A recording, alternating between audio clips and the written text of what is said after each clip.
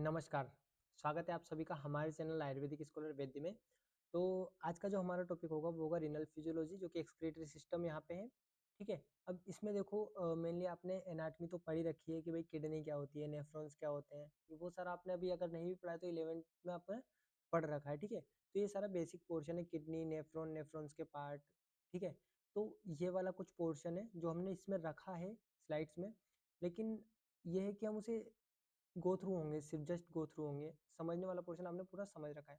जो हमारा मेन है कि मैकेनिज्म ऑफ जो mechanism of formation of urine है, मिक्सचुरेशन रिफ्लेक्स है, लास्ट मैकेनिज्म, वो सारा पोर्शन हमारा मेन है, वहां तक हमें पहुंचना है। उससे पहले जितनी भी स्लाइड्स है उससे जस्ट गो थ्रू होंगे हम, ठीक है? अगर आपको फिर भी देखना है तो आप स्लाइड्स को रोक के मतलब जो भी वीडियो है उसे रोक के और यहाँ पे पढ़ सकते हैं, अपना नोट्स प्रिपेयर कर सकते हैं, ठीक है? बाकी जो मेन जहाँ से क्वेश्चन पूछे जाते हैं हम वही पढ़ेंगे, ठीक है? तो चलिए शुरू करते हैं।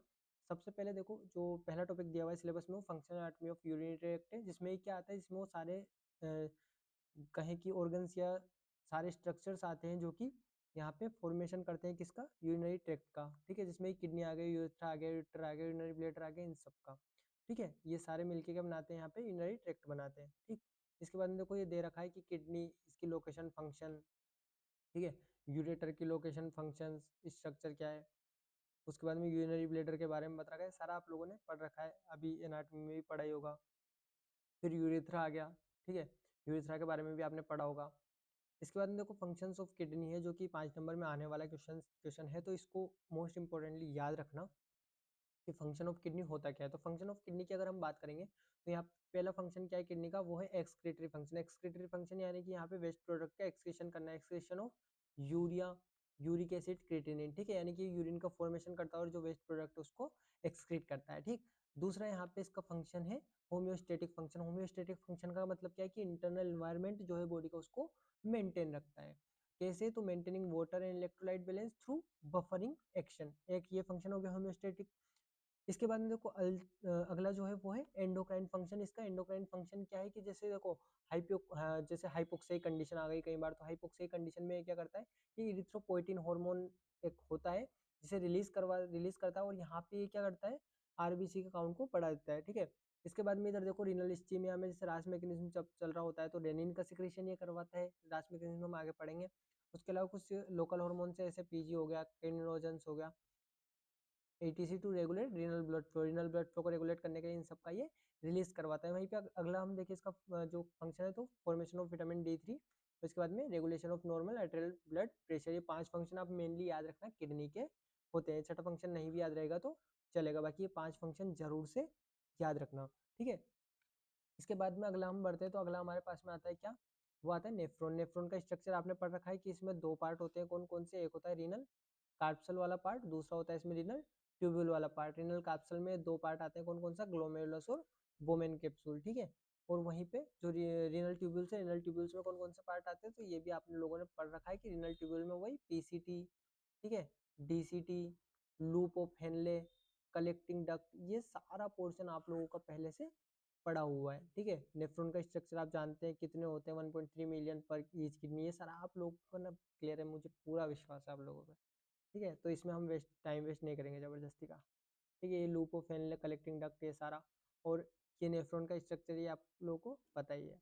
इसके बाद में देखो ultra structure of glomerular formation, ये भी आप लोगों ने पढ़ा होगा। क्यों? क्योंकि ये देखो यहाँ पे अल्ट्रा फिल्ट्रेशन हो रहा होता है। ये हमें पता है कि जो वोमेन कैप्सूल है यहाँ पे, ये हमारे पास में क्या है, वोमेन कैप्सूल नेफ्रॉन का, और इधर से ये जो ग्लोमेरुलर कैपिलरीज है, इनके बीच में यहाँ पे क्या हो रहा होता है, अल्ट्रा फिल्ट्रेशन हो रहा होता है, ठीक है? तो ये एक छोटा सा पार्ट इसका यहाँ पे काट के बताया है, ठीक है? जिसमें क्या क्या आ जाता है, एंडोथेलियल सेल्स आ जाती है, बेसमेंट मेम्ब्रेन आ जाती है, इधर से पोरोसाइट सेल्स आ जाती है जो कि अल्ट्रा फिल्ट्रेशन का काम करती है। ये भी आपने पढ़ा हुआ है, ठीक है? अब इसके बाद में अगला हमारे पास में आता है वो है juxta glomerular apparatus. Juxta glomerular apparatus शायद आप लोगों में से कुछ ने पढ़ रखा हो। होता क्या है कि जैसे देखो यहाँ पे डायग्राम में देखो, आप डायग्राम में अच्छे से समझ आएगा, या फिर एक काम करते हैं पहले हम थ्योरी देख लेते हैं इसकी। देखो जक्स्टाग्लोमेरुलर एपिटस क्या, it is a complex specialized structure found at the region where the tubules lies in the contact with its own glomerular forming specialized cells of varying function. अब देखो यहाँ पे देखो दिख रहा है, ये जो यहाँ पे क्या कहा है, specialize structure where the tubules lies in contact. तो ट्यूब्यूल क्या होती है यहाँ पे कॉन्टेक्ट में आ जाती है। देखो ये जो पूरा स्ट्रक्चर बन रहा है यहाँ पे, इसको क्या कह दिया है, जेजी एपरेटस कह दिया है। जेजी एपरेटस यहाँ पे इसको कह दिया है, ठीक है। तो जेजी एपरेटस का याद रखना कि जेजी एपरेटस एक स्ट्रक्चर है जो कहाँ पे मिलता है, ट्यूब्यूल जहाँ पे लाइक कॉन्टेक्ट में आती है वहाँ पे ये specialize structure region where the tubules lies in contact, ठीक है।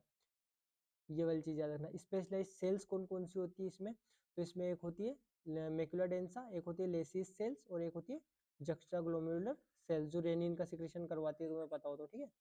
तो यहाँ पे देखो आगे जेजी सेल्स ये दिख रही होगी तुम्हें डायग्राम में, ठीक है, ये रही जेजी सेल्स यहाँ पे, ठीक है। और इधर ये लेसिस सेल्स और मैक्युला डेंसा। देखो जो वाइवा होता है ना, वाइवा में मेनली कई बार ना मैक्युला डेंसा पूछा जाता है कि मैक्युला डेंसा कहाँ होता है, क्या होता है, तो याद रखना स्पेशलाइज सेल्स है जेजीए में या जेजी एपरेटस में, जक्स्ट्राग्लोमेरुलर एपरेटस में। Macula densa are tightly packed specialized group of epithelial cells in distal tubules that comes in contact with efferent and efferent arteriole of its own glomerular, ठीक है। यहाँ पे क्या होता है ना, मेनली ये बन कैसे रहा होता है, तो ये याद रखना कि ये क्या है, यहाँ पे डीसीटी है, ये देख लेना एक चीज, और हाँ ये वाला पॉइंट देख लेना थोड़ा, ये वाले में कंफ्यूजन होता है। ये जो आ रही है ना ट्यूब्यूल्स, ये किसकी आ रही है, ये वाली ये आ रही है डीसीटी की, ठीक है। तो ये डीसीटी यहाँ पे आ जाती है इनके कॉन्टेक्ट में, और इसी कारण से इसको क्या बोल देते हैं यहाँ पे हम, जेजी एपरेटस, ठीक है। ये डीसीटी है, ये वाली चीज याद रखना, ये जो कॉन्टेक्ट में आ रही है, तो इसकी जो सेल्स है यहाँ पे स्पेशलाइज्ड सेल्स, इसको हमने क्या बोल दिया, मैक्युला डेंसा बोल दिया, ठीक है। नहीं समझ में आया हो फिर से रिपीट कर लेना वीडियो को। डीसीटी यहाँ पे कॉन्टेक्ट में आ रही है इन ट्यूब्यूल्स के, और इसकी जो स्पेशलाइज्ड सेल्स है इसको क्या बोल दिया यहाँ पे, मैक्युला डेंसा, ठीक है। ये वाली चीज क्लियर है। इसके बाद में अगला आता है मैकेनिज्म ऑफ यूरिन फॉर्मेशन। ये हमारे पास में मेन मुद्दा, अब इसको हम थोड़ा आराम से पढ़ेंगे, ठीक है। The formation of urine include 3 process. Mechanism of urine formation की अगर बात करें तो यहाँ पे 3 प्रोसेस हो रही होती है। कौन कौन सी प्रोसेस, तो पहली होती है ग्लोमेरुलर फिल्ट्रेशन, ठीक है, जो कि किस किस के बीच में हो रही है, ग्लोमेरुलस और गोमेन कैप्सूल के बीच में। दूसरा यहाँ पे है ट्यूबुलर रीअब्जॉर्प्शन, ठीक है, renal tubular secretion and passed into the urine. अच्छा ये वाला थोड़ा सा यहाँ पे स्किप करना, इसमें थोड़ा सा कंफ्यूजन होगा।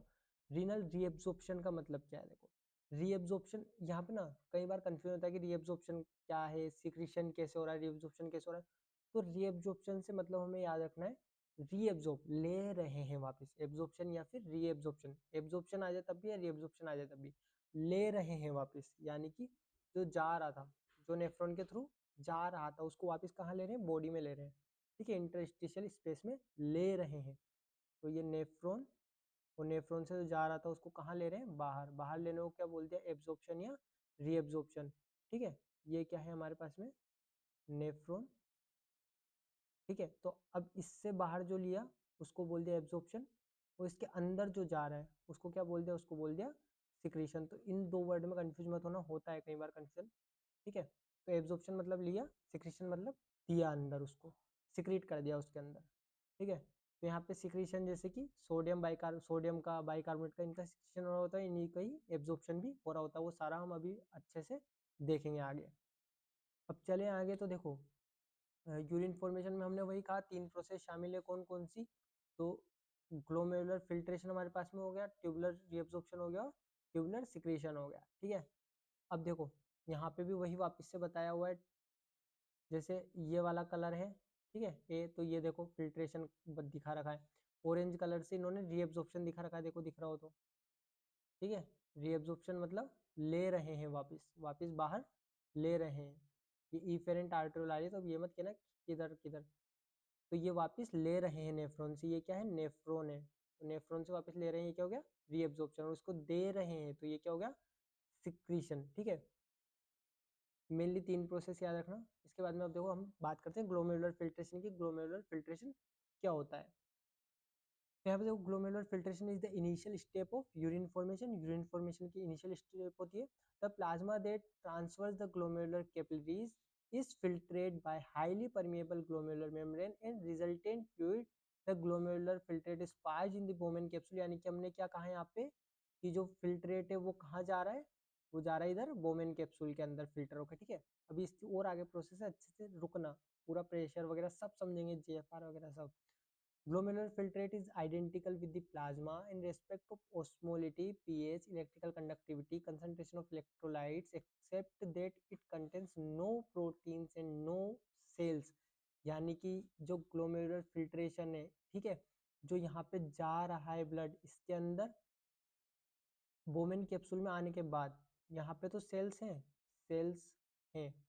ठीक है, सेल्स ऐसे WBC RBC सब है यहाँ पे, लेकिन यहाँ पे WBC भी नहीं है, या यहाँ पे RBC भी नहीं है, या कोई सेल है ही नहीं यहाँ पे, ठीक है। यहाँ पे सिर्फ क्या है, यहाँ पे है तो है इलेक्ट्रोलाइट्स, क्या है यहाँ पे, इलेक्ट्रोलाइट्स है, ठीक है। तो ये याद रखना कि बोमेन कैप्सूल में जो फिल्ट्रेट जा रहा है उसमें सेल्स नहीं होती है, उसमें प्रोटीन्स नहीं होते, वहाँ पे सिर्फ क्या होता है, सिर्फ और सिर्फ वहाँ पे होता है इलेक्ट्रोलाइट्स, ठीक है, इलेक्ट्रोलाइट्स वाटर ये सब होता है, वहाँ पे कोई भी सेल या प्रोटीन्स नहीं होते। अगर उन्हीं को बॉडी से बाहर निकाल दोगे तो फिर बच्चे का क्या निपट जाओगे भैया, ठीक है। इसके बाद therefore glomerular filtrate is called ultra filtrate of plasma, यानी कि प्लाज्मा का अल्ट्रा फिल्ट्रेशन हो रहा है। क्यों? क्योंकि यहाँ पे ना तो कोई सेल का फिल्ट्रेट हो रहा है, ना किसी प्रोटीन का, सिर्फ और सिर्फ वाटर और कुछ इलेक्ट्रोलाइट्स, कुछ नहीं, मैक्सिमम इलेक्ट्रोलाइट्स का यहाँ पे फिल्ट्रेशन हो रहा है। ये वाली चीज क्लियर है, ठीक। इसके बाद में देखो अगला हमारे पास में आता है ग्लोमेरुलर फिल्ट्रेशन रेट। देखो एग्जाम में अगर लिखना है तो इतना ही लिख देना, इतना सारा लैंग्वेज लिखने की आवश्यकता नहीं है, सिंपल सिंपल सा लिख देना, ठीक है। Glomerular filtration initial step of information, ये लिख देना। दूसरा लिख देना कि यहाँ पे ग्लोमेरुलर कैपिलरीज फिल्ट्रेट होती है, मतलब ग्लोमेरुलर कैपिलरीज से जो ब्लड आ रहा होता है वो फिल्ट्रेट हो रहा होता है वोमेन कैप्सूल में, जिसमें कि सिर्फ इलेक्ट्रोलाइट्स होते हैं, उनमें कोई भी यहाँ पे प्रोटीन और सेल्स नहीं होती, इसलिए इसको क्या कहते हैं, अल्ट्रा फिल्ट्रेट ऑफ प्लाज्मा कहते हैं, ठीक। ये वाली चीज़ क्लियर। इसके बाद में अगला देखो ग्लोमेरुलर फिल्ट्रेशन रेट आ जाती है। तो ग्लोमेरुलर फिल्ट्रेशन रेट होती क्या है, glomerular filtration rate refers to the volume of glomerular filtrate formed each minute by the all nephron in both the kidneys, दोनों किडनी में जितने भी नेफ्रॉन्स है उन सब में हर मिनट जो फिल्ट्रेट बन रहा है उसे क्या कह दिया यहाँ पे, ग्लोमेरुलर या कहें ग्लोमेरुलर फिल्ट्रेट इसको यहाँ पे कह रहे हैं। और जिस रेट से वो बन रहा है, पर मिनट बन रहा है ना, 125 ml पर मिनट, दोनों किडनी में मिला के 125 ml पर मिनट, ठीक है। तो अब देखो, हाँ एक चीज़ और मैं छोटी सी तुम्हें यहाँ क्लियर करना चाहूँगा, जो ब्लड आ रहा है ना, ये यहाँ पे आ रहा है ना, ये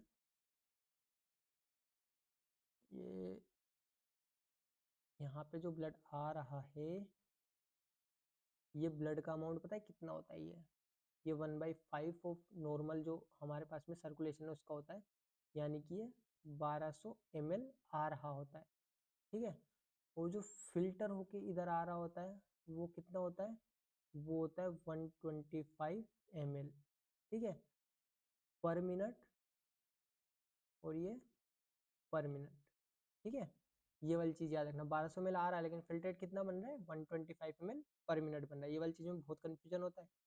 तो टोटल कितना बन रहा है per day, 180 litre per day बन रहा है। अब क्या 180 लीटर यूरिन पास आउट होता है डेली, नहीं होता है, क्यों? तो वापस से वही बात आती है, रीएब्सॉर्प्शन, ठीक है। तो अब यहाँ पे समझना हो क्या रहा है कि जो फैक्टर्स अफेक्टिंग जीएफआर यानी ग्लोमेरुलर फिल्ट्रेशन रेट को अफेक्ट करने वाले जो यहाँ पे फैक्टर्स है वो क्या क्या है, तो ये जो दिया हुआ है ना, ये वाला पोर्शन होता है नेट फिल्ट्रेट प्रेशर। क्या होता है ये, नेट फिल्ट्रेट प्रेशर इसे कहते हैं। तो यहाँ पे ये फिल्ट्रेशन हो रहा है। अब देखो होता क्या है एग्जैक्टली, इसको यहाँ पे समझाऊँ या, देखो चलो यहीं पे देख लो, हो क्या रहा है, यहाँ पे कुछ प्रेशर्स काम कर रहे हैं। जैसे ये बोमेन कैप्सूल है, ठीक है, इधर से बोमेन कैप्सूल हो गया, इधर से हमारे पास में ये ग्लोमेरुलर जो कैपिलरीज है वो हो गई। तो अब यहाँ पे क्या हो रहा है, कुछ प्रेशर है जो ऊपर की तरफ लग रहा है, ठीक है, और कुछ प्रेशर है जो नीचे की तरफ लग रहा है, कुछ प्रेशर ये नीचे की तरफ लग रहा है। अब देखो यहाँ पे क्या हो रहा है ना एग्जैक्टली कि जो प्रेशर काम कर रहे हैं, जैसे जो नीचे लगने वाले प्रेशर, अब देखो फिल्ट्रेट किधर बन रहा है, नीचे की तरफ बन रहा है, तो ऑब्वियसली नीचे वाले प्रेशर ज़्यादा होंगे, ठीक है। तो अब सबसे पहले यहाँ पे देखो G F R depends on P G, P B, pi B, ये सारे दे रखे हैं, मैं जस्ट समझ ले रहा हूँ, ठीक है। जी एफ आर क्या है, तो ग्लोमेरुलर फिल्ट्रेशन रेट का ये फॉर्मूला है। फॉर्मूले में क्या है, G F R glomerular filtration rate is equal to, mainly तुम्हें याद रखना है यहाँ पे क्या, तो याद रखना hydrostatic pressure of glomerulus of glomerular capillary minus जो ग्लोमेरुलर कैपिलरी से हाइड्रोस्टेटिक प्रेशर लग रहा है ये वाला, ठीक है, ये वाला प्रेशर माइनस जो हाइड्रोस्टेटिक प्रेशर लगा रहा है कौन, hydrostatic pressure of Bowman capsule, Bowman capsule जो प्रेशर लगा रहा है, यानी कि ये इधर जो प्रेशर लग रहा है, ठीक है, ये कौन लगा रहा है। अब यहाँ पे भी तो कुछ फिल्ट्रेट होगा, तो भाई वो भी तो प्रेशर लगाएगा, इसी ना, ऑब्वियस सी बात है। तो ये यहाँ पे हो गया हमारे पास में पी बी, ठीक, बोमेन कैप्सूल से लगने वाला। इधर से हमारे पास में हो गया क्या, पी जी, यानी ग्लोमेरुलर कैपिलरीज से लगने वाला। और इधर ही हमारे पास में हो गया हाइड्रोस्टेटिक प्रेशर या कोलोइडल ऑस्मोटिक, इसको कहेंगे हम कोलोइडल ऑस्मोटिक प्रेशर, जो ग्लोमेरुलर कैपिलरीज लगा रही होती है, और बोमेन कैप्सूल भी लगा रहा होता है, लेकिन वो क्या होता है हमारे पास में, नेग्लिजिबल होता है। तो अब यहाँ पे जीता कौन, तो देखो जी एफ आर, अच्छा ये माइनस, इधर से देखो, अब ये तुम इसको यहाँ पे बिल्कुल हटा भी सकते हो, यहाँ पे सीधा आ रहा है ना कोलोइडल ऑस्मोटिक प्रेशर, ठीक है, कोलोइडल ऑस्मोटिक प्रेशर। तो जी एफ आर क्या हो गया यहाँ पे, G F R is equal to, हमने क्या कहा, पी जी, पी जी यहाँ पे क्या है, तो 60 है, जो प्रेशर कौन लगा रही है, ग्लोमेरुलर कैपिलरीज लगा रही है वो, माइनस इसके बाद में देखो जो हाइड्रोस्टेटिक प्रेशर लग रहा है 18, ठीक है, और ये माइनस जो यहाँ पे कोलोइडल ऑस्मोटिक प्रेशर है वो कितना है 32, तो ये टोटल कितना हो गया, ये हमारे पास में हो गया 42 माइनस 32, तो ये टोटल टोटल कितना आ गया 10 MmO Hg। यही होता है लगभग लगभग, ये एग्जैक्ट नहीं होता है लेकिन लगभग लगभग यही होता है, ठीक है। तो ये वाले प्रेशर कुछ याद रखना, और ये फॉर्मूला मेनली याद रखना, ये वाला तुम हटा भी सकते हो इसमें से, मेनली यही याद रखना, G F R is equal to hydrostatic pressure of glomerular capillaries, hydrostatic pressure of Bowman capsule and जो कोलोइडल ऑस्मोटिक प्रेशर ऑफ किसका है ये, ग्लोमेरुलर कैपिलरीज का। तो ये मेन फॉर्मूला यहाँ पे काम करता है, और यही हमें याद भी रखना है, ठीक है। ये नेट फिल्ट्रेशन प्रेशर है वैसे तो, इसको जब के एफ से इंटू करते हैं तो हमारे पास में जी एफ आर निकल के आती है, ठीक है। तो ये मोटा मोटा मैंने बता दिया है, जितना तुम्हें याद रखना है। जी एफ आर के बारे में कई बार पूछ लिया जाता है, तो यही सब इतना भी लिख दोगे ना तो भी चलेगा, ठीक है। कैसे फिल्ट्रेट हो रहा है, क्या क्या हो रहा है, तो ये हमने किसके बारे में बात कर ली, ग्लोमेरुलर फिल्ट्रेशन के बारे में बात कर ली, ठीक है। इसके बाद में हमारे पास में अगला आता है, वो है क्या, ट्यूबुलर रीअब्जॉर्प्शन। हमने क्या कहा, 180 लीटर पर डे बन रहा है, क्या है यहाँ पे 180 लीटर पर डे बन रहा है, तो भाई 180 लीटर ही थोड़ी ना यूरिनेशन है, तो यहाँ पे कुछ रीअब्जॉर्प्शन की प्रोसेस भी चल रही होगी, तो रीअब्जॉर्प्शन अब हम देखते हैं। ट्यूबुलर रीअब्जॉर्प्शन में क्या आता है, tubular reabsorption is a process by which the nephron reabsorbs यानी कि वापस से ले लेते हैं essential substance in water from the filtrate back into the blood stream. Blood stream में वो क्या होता है यहाँ पे वापस आ जाता है। It insure that the body retains vital nutrition electrolytes and water while excreting waste product in urine, यानी कि जब वेस्ट प्रोडक्ट निकल रहा है यूरिन के थ्रू तो वहाँ पे इलेक्ट्रोलाइट और वाटर का लॉस ना हो, ना ही किसी न्यूट्रिशन का लॉस हो, ठीक है। इसके बाद में देखो reabsorption occurs along the nephron specially in the following region. किस किस रीजन में हो रहा होता है, तो देखो सबसे पहले पीसीटी में हो रहा होता है, तो पीसीटी में मेजर साइट ऑफ रीअब्जॉर्प्शन, ये याद रखना मेजर साइट ऑफ रीअब्जॉर्प्शन कौन है, पीसीटी है। 65 टू 70% ऑफ फिल्ट्रेट यहीं पे रीअब्जॉर्ब हो रहा होता है, जिसमें क्या है सोडियम है, पोटेशियम है, क्लोरीन है, कैल्शियम है, बाइकार्बोनेट है, और मेजरली वाटर है। 70% ऑफ वाटर यहाँ पे 70% ऑफ वाटर यहाँ पे क्या होता है रीअब्सॉर्ब हो जाता है। ये वाली चीज क्लियर रखना अपने दिमाग में, ठीक। इसके बाद में आता है लूप ऑफ हेनले। तो लूप ऑफ हेनले की एक स्पेशल बात ये होती है कि यहाँ पे जो डिसेंडिंग सेगमेंट यानी कि ये देखो जैसे नेफ्रॉन है, ठीक है, ये पीसीटी हो गई, अभी नीचे चले वापस से ऊपर आए, ठीक है, ये इधर ये, तो ये हमारे पास में क्या हो गया डिसेंडिंग लिम्ब हो गई लूप ऑफ हेनले की, और ये क्या हो गई हमारे पास में असेंडिंग लिम्ब हो गई लूप ऑफ हेनले की। तो ये जो डिसेंडिंग लिम्ब है, यहाँ से क्या निकल रहा होता है, तो ये यहाँ से वाटर निकल रहा होता है, क्योंकि ये किसके लिए परमिएबल है, वाटर के लिए परमिएबल है, ठीक है। वाटर के लिए परमिएबल, तो नीचे जाता हुआ जो यूरिन है वो क्या होता जाएगा, कंसंट्रेट होता जाएगा, इसलिए इसका नाम क्या रखा गया है, कंसंट्रेटिंग सेगमेंट रखा गया है, ठीक है, क्योंकि कंसंट्रेशन को बढ़ाता है। जब वाटर को बाहर निकाल दिया तो ये क्या करेगा, यहाँ पे किसके लिए परमिएबल है, वाटर के लिए केवल ये परमिएबल होता है ये, ठीक है। और असेंडिंग लिम्ब जो है, यानी कि जो ये ऊपर जाने वाली चीज में ऊपर जा रहा है, तो यहाँ से ये इलेक्ट्रोलाइट के लिए परमिएबल होती है, तो यहाँ से NaCl वगैरह निकाल लेते हैं।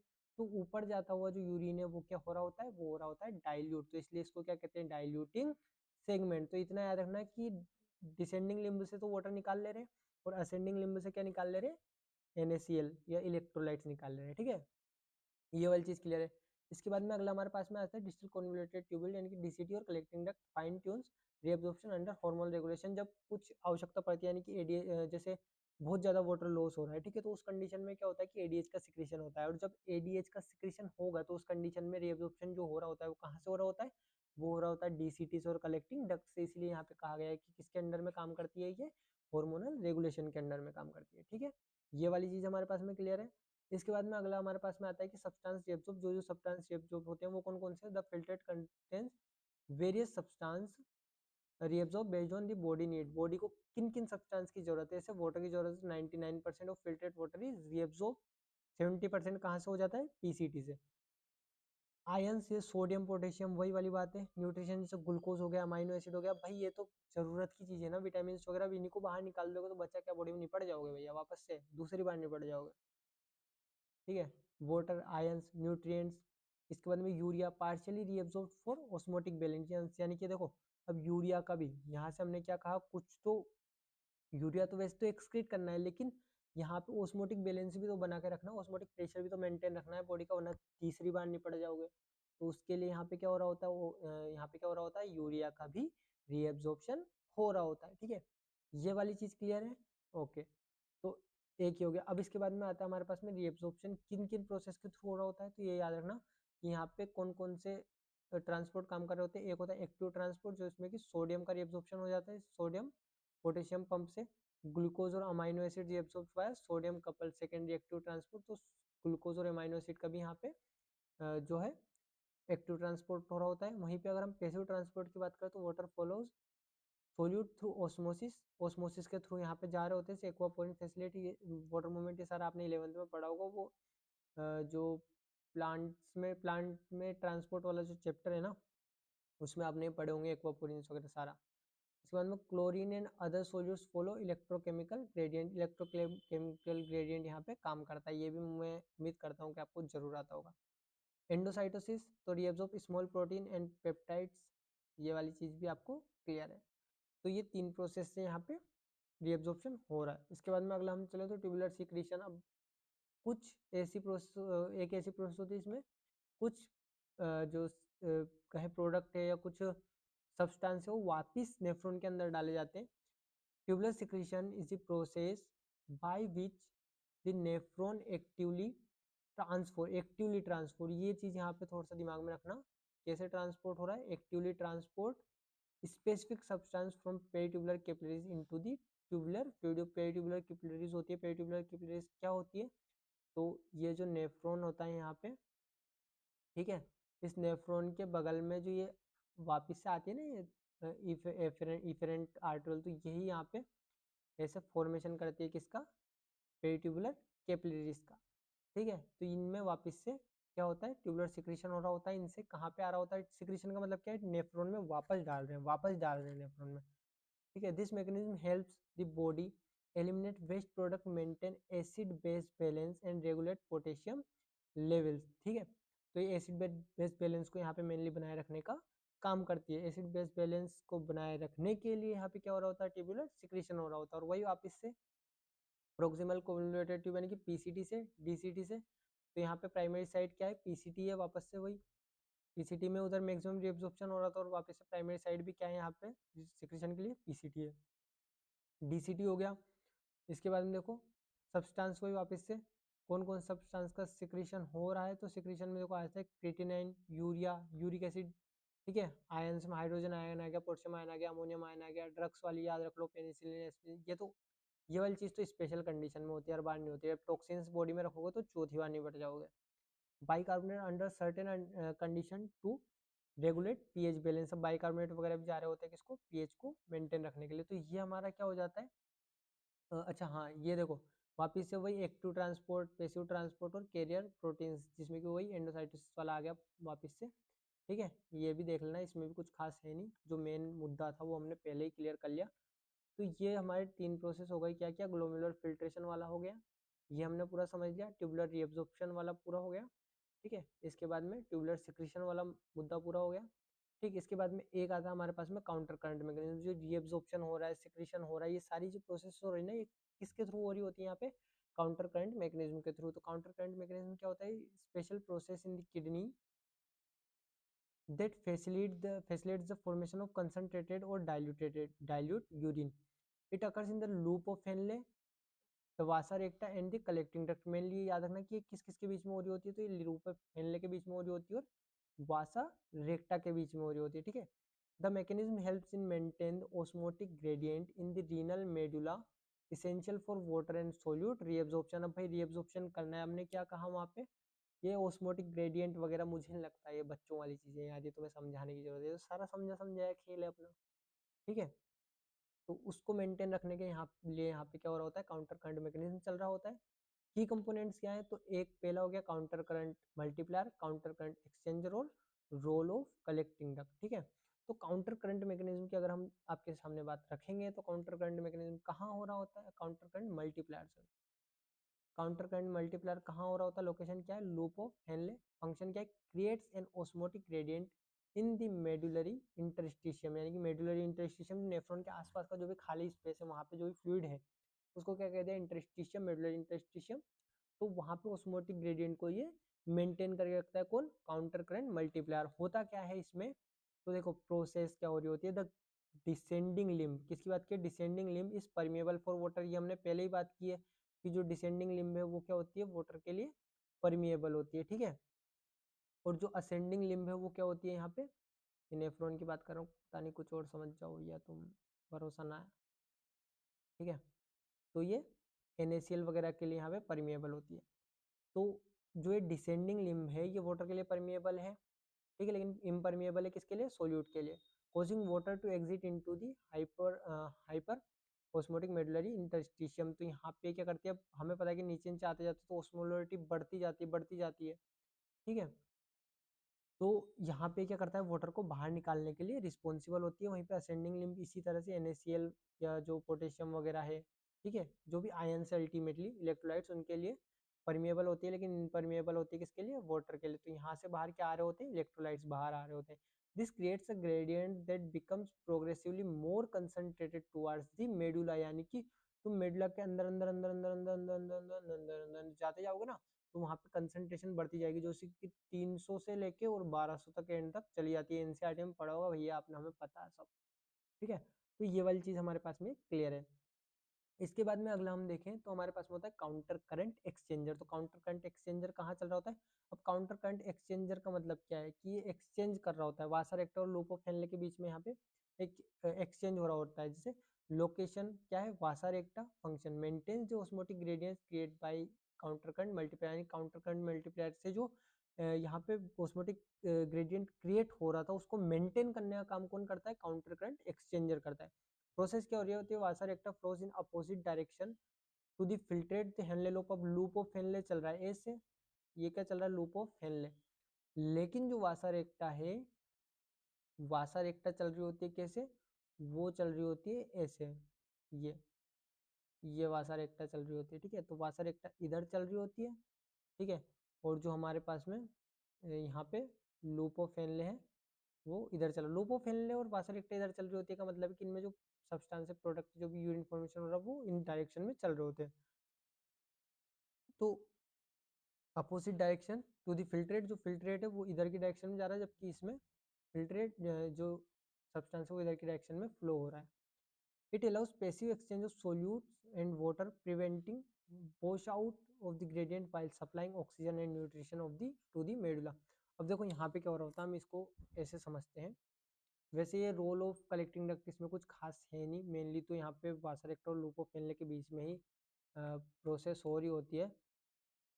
तो देखो यहाँ पे क्या हो रहा है कि यही हमने अभी देखा, एक जो यहाँ से ये लूप ऑफ फेनले की डिसेंडिंग लिम्ब है, तो यहाँ से वाटर निकल के कहाँ जा रहा होता है, इधर जा रहा होता है वासर एक्टा में, ठीक है, ये वाटर, और इधर से जो NaCl है वो इधर जा रहा होता है, ठीक है, NaCl।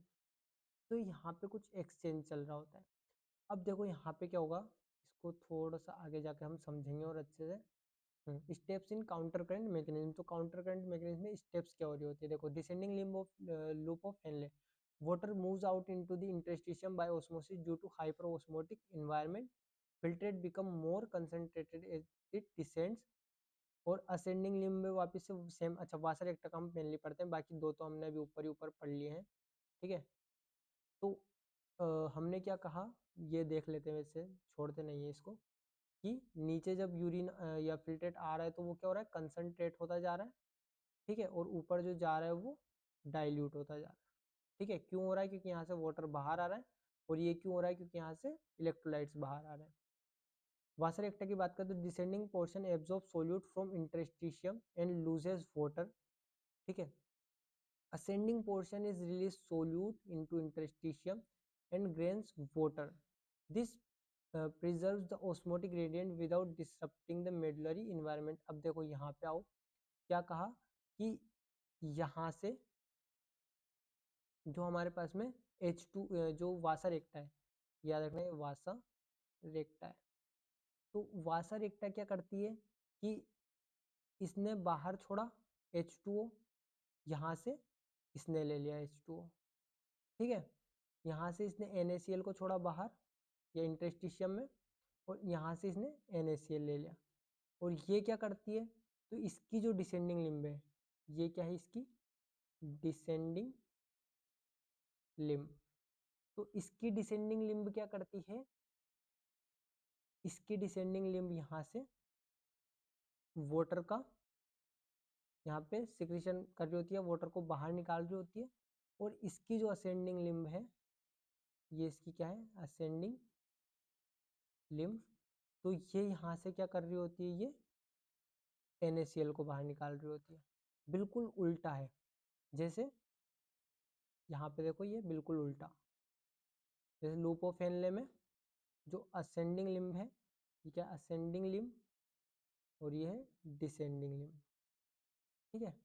तो लूप ऑफ हेनले की जो डिसेंडिंग लिम्ब है वो वाटर को बाहर निकालती है, लेकिन जो वासा रेक्टा की असेंडिंग लिम्ब है वो वाटर को अंदर ले लेती है, ठीक है, ये वाली चीज़ याद रखना।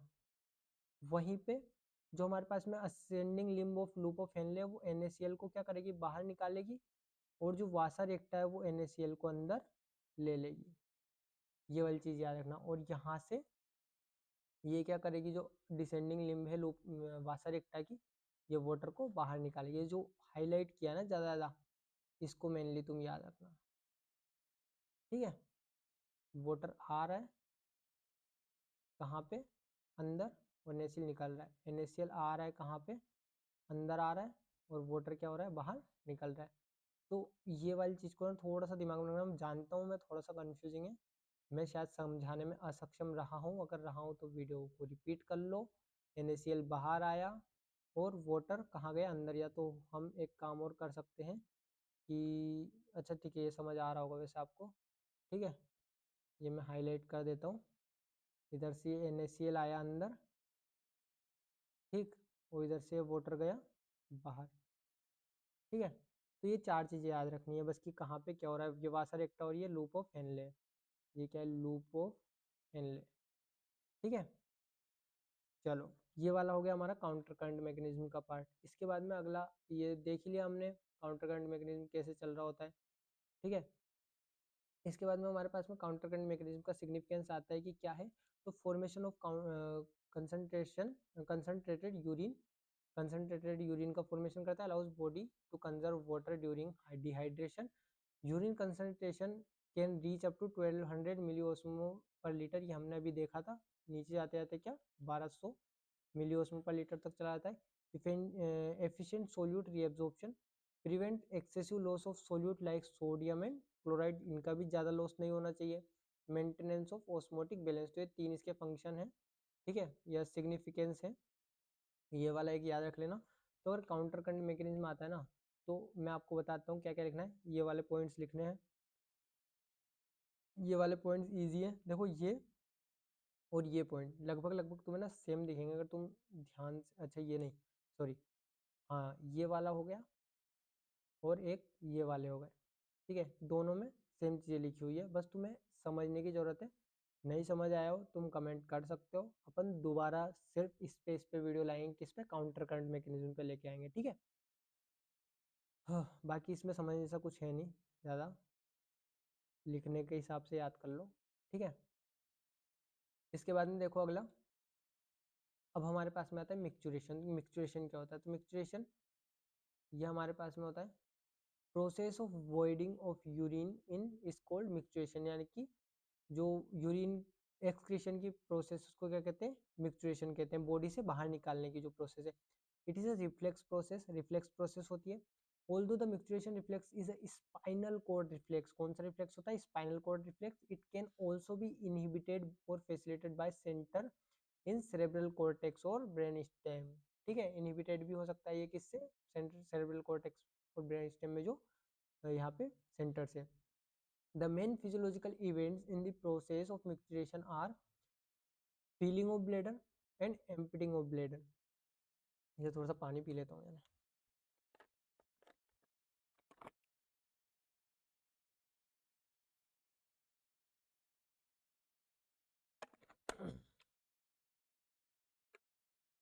गला सूख गया था।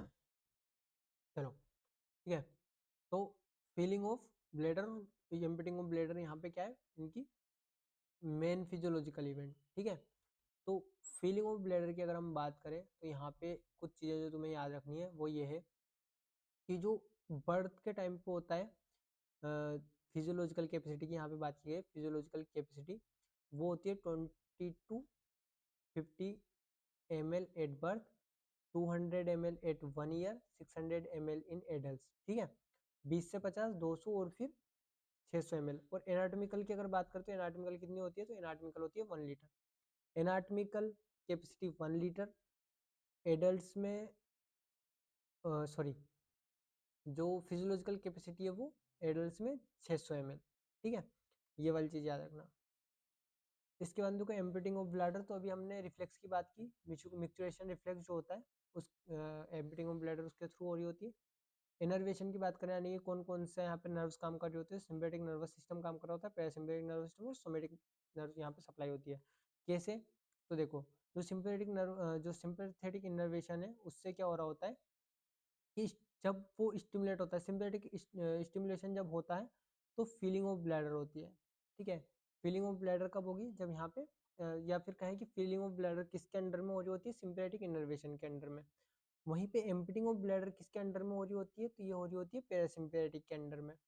और ओपनिंग ऑफ एक्सटर्नल स्फिंक्टर, ये किसके अंडर में हो रहा होता है? तो सोमेटिक नर्व सप्लाई के अंडर में वाया पेडेंटल नर्व, ये नाम याद रखना, पेडेंटल नर्व। हमने इसको डेफिकेशन रिफ्लेक्स में भी पढ़ा था, यहाँ पे भी पढ़ रहे हैं, ये एक्सटर्नल स्फिंक्टर पे काम करती है, ठीक है। अब देखो होता क्या है कि जैसे सिंपैथेटिक स्टिमुलेशन आता है तो यहाँ पे जो डेट्रूसर मसल्स होती है, ये तुमने एनाटॉमी में पढ़ा होगा, इनका क्या होता है? यहाँ पे रिलैक्सेशन होता है, कॉन्ट्रेक्शन होता है, किसका? इंटरनल स्फिंक्टर का। जो इंटरनल स्फिंक्टर उसका कॉन्ट्रेक्शन होगा, और जो हमारे पास में डेट्रूसर मसल्स है, जो यूरिनरी ब्लैडर की मसल्स है, उनका क्या होगा? रिलैक्सेशन होगा, जिससे क्या होगा कि फीलिंग हो रही होगी यहाँ पे। और जैसे डेट्रूसर मसल्स कॉन्ट्रैक्ट करेगी तो यहाँ पे क्या होगा? अब देखो जो डेट्रूसर मसल्स है उनका रिलैक्सेशन होता जाएगा, रिलैक्सेशन होता जाएगा, तो यहाँ पे क्या है कि फीलिंग ऑफ ब्लैडर होती जाएगी। लेकिन जैसे डेट्रूसर मसल्स कॉन्ट्रैक्ट करेगी, किसके थ्रू? जब यहाँ पे सिम्पैथेटिक इनर्वेशन होगा तो रिलैक्सेशन ऑफ इधर इंटरनल स्फिंक्टर होगा, ठीक है। और उधर हम जो है हमारी कहें कि वॉलेंट्रली जब इच्छा होती है सेरेब्रल कॉर्टेक्स से पेडेंटल नर्व का रिएक्शन होता है या एक्शन होता है, और ओपनिंग ऑफ एक्सटर्नल स्फिंक्टर होता है।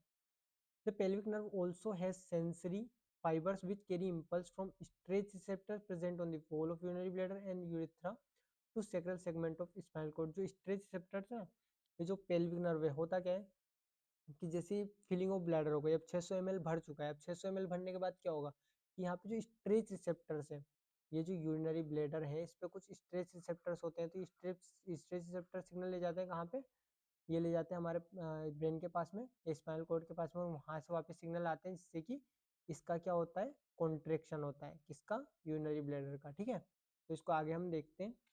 ये देखो, जो सिंपैथेटिक नर्व है, sympathetic nerve and parasympathetic nerve, तो सिंपैथेटिक नर्व का एल कहाँ से आ रही होती है, L1 L2 से, पैरासिम्पैथेटिक कहाँ से आ रही होती है, S2 S3 S1 segment, sacral segment से।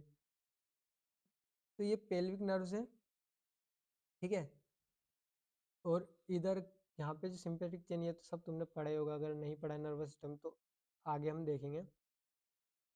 ठीक है, हाइपोगैस्ट्रिक गैंग्लियन, अच्छा देखो, हाँ हम ये कह रहे थे कि इधर से देखो, ये सोमेटिक नर्व जो कहाँ आ रही है, एक्सटर्नल स्फिंक्टर पे। तो जो स्ट्रेच रिसेप्टर्स हैं यहाँ पे, जब स्ट्रेच रिसेप्टर्स से सिग्नल जाएंगे कहाँ पे, ब्रेन में या फिर स्पाइनल कॉर्ड में, वहाँ से वापस से सिग्नल्स आएंगे जो कि इधर सेरेब्रल कॉर्टेक्स यानी कि सोमेटिक नर्व जो सिग्नल लेके आएगी वो किसका यहाँ पे रिलेक्सेशन करवाएंगे, एक्सटर्नल स्फिंक्टर का। इसको हम आगे देखते हैं। तो देखो, ये वही चीज़ लैंग्वेज में लिखी हुई है जो अभी हमने देखी है। ठीक है, इसको यहाँ पे, हाँ ये आ गया हमारे पास में मिक्चुरेशन रिफ्लेक्स, इसको हम देखते हैं, इससे तुम्हें नर्व का खेल भी समझ में आ जाएगा। Micturition reflex initiated by stimulation of stretch receptor, stretch receptors का क्या होता है, स्टिमुलेशन होता है, located in the wall of urinary bladder, filling of bladder by 300 to 400 ml of urine in adults is a normal stimulus for micturition to occurs। ठीक है, filling of urinary bladder हुई, stimulation of stretch receptors हुआ, efferent impulse गए via pelvic nerve, sacral segment of spinal nerve से efferent signals आए। देखो पहले तो क्या हुआ यहाँ पे कि सिग्नल्स गए, ठीक है, यहाँ से पहले तो क्या हुआ कि सिग्नल्स गए सेक्रल सेगमेंट में, फिर वहां से वापस सिग्नल्स आए, ठीक है, यहाँ से वापस सिग्नल्स आए इधर, ठीक, ऐसे यहाँ से सिग्नल्स जब फीलिंग हो रही होगी, ठीक है, तो ये हो गया किसके थ्रू, एफरेंट के थ्रू सिग्नल्स गए, एफरेंट के through afferent impulse via pelvic nerve और efferent impulse via pelvic nerve, तो एफरेंट के थ्रू गए थे, इफरेंट के थ्रू वापस आ गए, यूरिनरी ब्लैडर में आए, यूरिनरी ब्लैडर से उससे क्या हुआ, कॉन्ट्रेक्शन ऑफ डेट्रोसर मसल्स, जब रिलैक्स हो रही थी डेट्रोसर मसल्स तो फीलिंग ऑफ ब्लैडर होती जा रही थी, अब जब वो कॉन्ट्रैक्ट करेगा उधर से रिलैक्सेशन होगा किसका, इंटरनल स्फिंक्टर का, तो flow of urine into urethra and stimulation of stretch receptors, afferent impulse via pelvic nerve, inhibition of pudendal nerve, relaxation of external sphincter, तो जो पेडेंडल नर्व है वो इसको कॉन्ट्रैक्ट करके रखती है, ठीक है, जो एक्सटर्नल स्फिंक्टर है उसको कॉन्ट्रैक्ट करके रखती है पेडेंडल नर्व, तो पेडेंडल नर्व का जब इनहिबिशन होगा तो उस कंडीशन में क्या होगा, रिलैक्सेशन ऑफ स्फिंक्टर होगा, क्योंकि स्फिंक्टर को क्या कर रखा था पेडेंडल नर्व ने, कॉन्ट्रैक्ट कर रखा था, अब पेडेंडल नर्व का ही इनहिबिशन करवा दिया यहाँ पे, तो रिलैक्सेशन ऑफ एक्सटर्नल स्फिंक्टर और वॉइडिंग ऑफ यूरिन हो गया। तो ये हमारे पास में हो गया क्या, मिक्चुरेशन रिफ्लेक्स। तो हमारे पास में दो ही चीजें इंपॉर्टेंट थी, एक तो मैकेनिज्म ऑफ जो मैकेनिज्म ऑफ यूरिन फॉर्मेशन है, दूसरा मिक्चुरेशन रिफ्लेक्स की, यही दो चीजें 5 नंबर में पूछी जाती है। तो मिक्चुरेशन रिफ्लेक्स अगर पूछा जाए तो ये वाली चीज थोड़ी सी लिख देना, ठीक है, उसके बाद में तुम ये वाला फ्लो चार्ट बना देना, काम हो जाएगा, ठीक है। तो अच्छा, ठीक है, हमारे पास में रेनिन एंजियोटेंसिन सिस्टम एक आता है, देखें क्या, चलो देख लेते हैं, वैसे ये तुम्हें प्रैक्टिकल में पढ़ा दिया होगा। ओह, चलो, तो रास मैकेनिज्म क्या होता है, अगर तुम नहीं पढ़ना है तुम वीडियो स्किप भी कर सकते हो यहाँ से, बाकी मेन मेन जो था वो सब खत्म हो चुका है। बाकी रेनिन एंजियोटेंसिन सिस्टम देखना है, रास मैकेनिज्म देखना है तो तुम देख सकते हो, ब्लड प्रेशर कंट्रोल के लिए तुम्हें पता ही है। रेनिन एंजियोटेंसिन सिस्टम, या cells in the afferent arterioles are the site of synthesis, storage and release of the proteolytic enzyme renin। Stimulants for renin secretion are fall in arterial blood pressure, यानी कि जब arterial blood pressure, वैसे तो देखो ये मैंने ना जहाँ तक मुझे पता है मैंने इसको कार्डियोवैस्कुलर सिस्टम में, या तो कार्डियोवैस्कुलर सिस्टम में पढ़ाया है, कहीं तो पढ़ाया है इसको मैंने, मुझे पता है डास मैकेनिज्म, ठीक है, मुझे एग्जैक्टली याद नहीं आ रहा लेकिन पढ़ाया तो है मैंने, इतना मुझे पता है। चलो देख लेते हैं, कोई ना। fall in arterial blood pressure, reduction in ECF volume, increased sympathetic activity, decreased load से मेनली तो तुम याद रखना यार यहाँ पे कि जब आर्टेरियल ब्लड प्रेशर डिक्रीज करता है, ठीक है, रिडक्शन इन ECF वॉल्यूम में, दो चीज़ें याद रख लेना। इन्हीं दोनों चीज़ों के थ्रू यहाँ पे क्या होता है, रेनिन एंजियोटेंसिन सिक्रीशन या जो रेनिन सिक्रीशन है वो स्टार्ट होता है, रास मैग्नीशियम स्टार्ट होता है। इनहिबिशन की बात करें तो इनहिबिशन में याद रखना कि एंजियोटेंसिन सेकंड जो कि नेगेटिव फीडबैक देता है, और increase in apparent arterial pressure. होता क्या है तो देखो रास मैकेनिज्म कैसे काम करता है कि जैसे ही यहाँ पे ब्लड प्रेशर में फॉल हुआ, तो जो जेजी सेल्स हैं जक्स्टाग्लोमेरुलर एपरेटस में, जो जेजी सेल्स हमने पढ़ा था, जेजी सेल्स के बारे में भी, नहीं जेजी सेल्स नहीं, अच्छा मेगलोडेन से पढ़ा था, जेजी सेल्स हमने पढ़ी थी ना, स्पेशलाइज सेल्स होती है, वहाँ से रेनिन का सिक्रेशन होता है। रेनिन क्या करता है कि एंजियोटेंसिनोजन को कन्वर्ट करता है किसमें, एंजियोटेंसिन, और एंजियोटेंसिनोजन कहाँ से निकल रहा होता है, तो ये निकल रहा होता है लीवर से, ठीक है। एंजियोटेंसिनोजन कहाँ से आता है, लीवर से। इसको ये कन्वर्ट करता है किसमें, एंजियोटेंसिन 1 में, और एंजियोटेंसिन 1 को कौन कन्वर्ट करता है, एंजियोटेंसिन कन्वर्टिंग एंजाइम किसमें, एंजियोटेंसिन सेकंड में, और ये फिर आगे एंजियोटेंसिन थर्ड फोर्थ बनाता है। हो करता क्या है यहाँ पे, तो देखो ये यहाँ से एंजियोटेंसिन 1 बना था, लंग्स ने इसको क्या बना दिया था, एंजियोटेंसिन सेकंड, किसके थ्रू, ACE के थ्रू। अब ये एंजियोटेंसिन सेकंड क्या करता है, तो एक तो ये ब्रेन पे जाता है और वहाँ से ADH का सिक्रेशन करवाता है, वेसोप्रेसिन का। दूसरा एडिनल कोर्टेक्स से एल्डोस्टेरोन का सिक्रेशन करवाता है, ठीक है। एंजियोटेंसिन सेकंड क्या क्या करता है, ADH सिक्रेशन करवाएगा, ठीक है, एल्डोस्टेरोन का सिक्रेशन करवाएगा, ठीक है। तो ये इन चीज़ों के थ्रू क्या करता है, जैसे इसने एल्डोस्टेरोन का सिक्रेशन करवाया, तो एल्डोस्टेरोन का सिक्रेशन किडनी पे काम करेगा, एडीएच का सिक्रेशन भी किडनी पे काम करेगा, और ये दोनों मिलके क्या कर देंगे, सोडियम और वाटर का जो एक्सक्रीशन हो रहा होगा उसको डिक्रीज कर देंगे, ठीक है, इसको क्या कर देंगे, डिक्रीज कर देंगे। तो इससे क्या होगा कि वापस से जो ECF वॉल्यूम है वो बढ़ जाएगा, और ब्लड प्रेशर व ब्लड वॉल्यूम बढ़ जाएगा इधर से, और ब्लड प्रेशर भी इंक्रीज कर जाएगा। तो रास मैकेनिज्म में क्या हो जाता है, वापस ब्लड प्रेशर इंक्रीज कर जाता है। शुरू कहाँ से हुआ था, ब्लड प्रेशर के डिक्रीज होने से शुरू हुआ था, और इसके थ्रू ये क्या होता है, ब्लड प्रेशर यहाँ से इंक्रीज हो जाता है। वैसे इसको मैंने थोड़ा और फास्ट करवा के पढ़ाया हुआ है, तो कार्डियोवैस्कुलर सिस्टम में जहाँ तक मुझे लगता है वहाँ पे पढ़ाया होगा रास मैकेनिज्म, ठीक है। तो ये वाली चीज़ हमारी एक क्लियर होती है, ठीक। अब इसके बाद में देखो हमारा जो अगला वीडियो को वो होगा जो शायद रिप्रोडक्टिव सिस्टम पे हम लेके आए नेक्स्ट वीडियो, ठीक है। उसके बाद में इम्यूनिटी पे हमारा वीडियो होगा। तो उससे हमारा जो सेकंड पेपर है उसका पोर्शन लगभग लगभग खत्म हो जाएगा, उसमें सिर्फ एक फिजियोलॉजी ऑफ स्लीप और स्पेशल सेंसेस बचेंगे, उसे हम क्लियर करेंगे, ठीक है। तो पहले सेकंड पेपर कंप्लीट करेंगे, उसके बाद फिर फर्स्ट पेपर पे जाएंगे। तो आज की वीडियो को यहीं तक रखते हैं, धन्यवाद।